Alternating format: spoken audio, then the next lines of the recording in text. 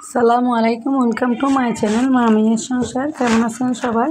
আশা করছি আল্লাহর রহমতে আপনারা সবাই অনেক বেশি ভালো আছেন।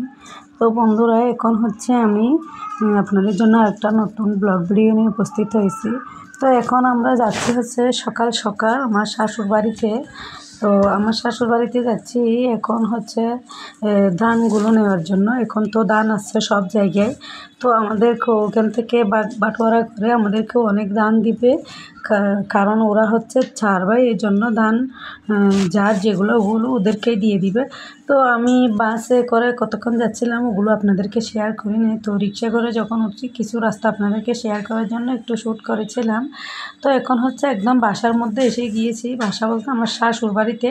তো শাশুড় বাড়ি হচ্ছে একদম গ্রামের মধ্যে। এই এটা হচ্ছে আমার শাশুড় বাড়ি।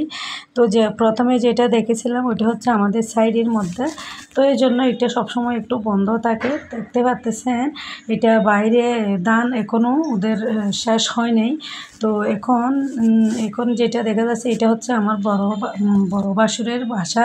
তো এখন একদম ভিতরে ঢুকেই পড়েছি। দেখতে পাচ্ছেন মাশাআল্লাহ, টাকা হলে বলে একটা বাঘের চোখও পাওয়া যায়। তো মাশাআল্লাহ দেখতে পাচ্ছেন গ্রামের ঘর বাড়িও অনেক সুন্দর হয়। তো টাকা খরচ করলে সব জায়গায় সুন্দর করে ঘর বাড়ি করা যায়। তো অনেক সুন্দর করে আমার বাসুর অনেক বড় করে ঘর তৈরি করেছে। আমার কাছে এই ঘরটা কিন্তু অনেক বেশি ভালো লাগে। আমরা এখনও করতে পারিনি, কিন্তু আমার বাসুরে অনেক সুন্দর করে ঘরটা করে নিয়েছে।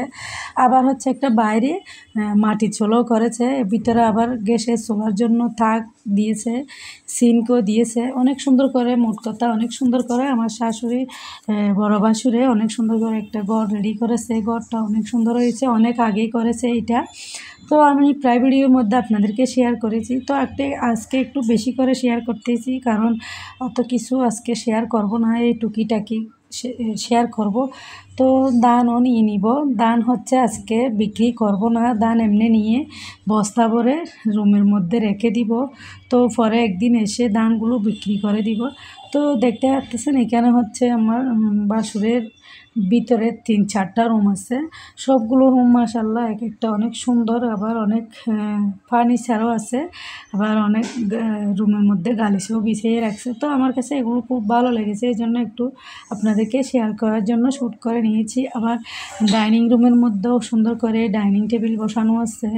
আবার হচ্ছে মেহমানদের জন্য সুন্দর করে সোফাও বসিয়ে রাখছে।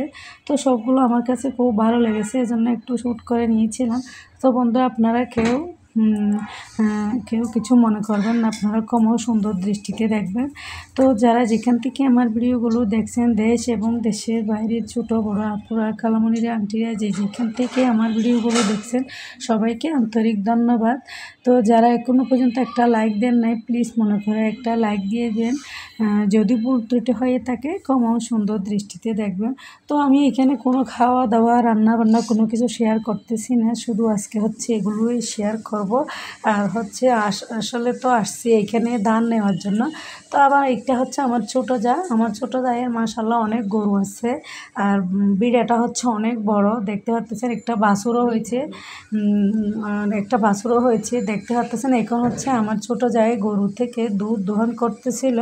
তো এগুলো একটু আপনাদেরকে শেয়ার করছি কিভাবে গরু থেকে দুধ দোহন করে। এগুলা গ্রামের মধ্যে তো সবার ঘরে ঘরে গরু আছে। তো গরু একটু আপনাদেরকে শেয়ার করলাম, আর হচ্ছে দুধ দোহন করছে যে এগুলো একটু শেয়ার করে নিলাম।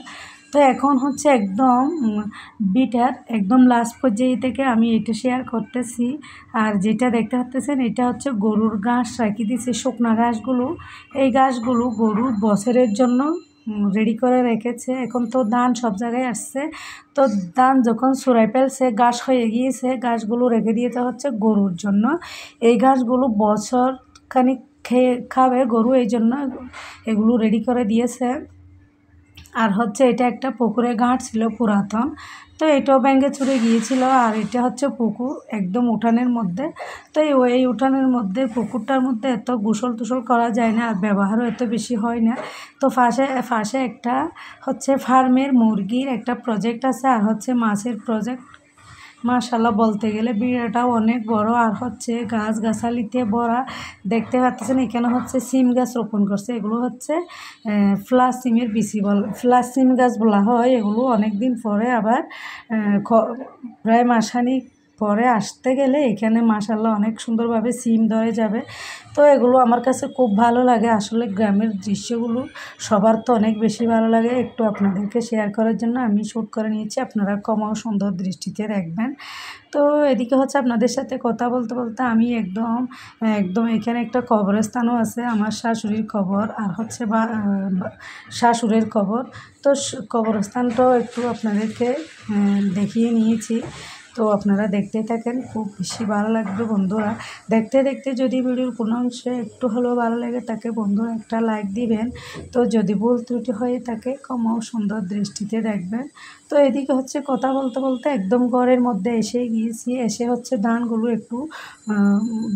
একটু ভাগ করে নিব। তো এখন হচ্ছে আমার ভাসুর দেবর ওরা আমাদেরকে ধানগুলো বাটোয়ারা করে দিবে। দেখতে পাচ্ছেন এটা হচ্ছে একটা মিটার, এটার মধ্যে ধানগুলো দিলে সুন্দরভাবে ভাগ করা হয়ে যাবে। এই জন্য সবারগুলো আলাদা আলাদা করে ভাগ করে দিয়েছিল। তো আজকের ভিডিও আর লম্বা করবো না, এতটুকুর মধ্যে। আসসালামু আলাইকুম, আল্লাহ হাফেজ।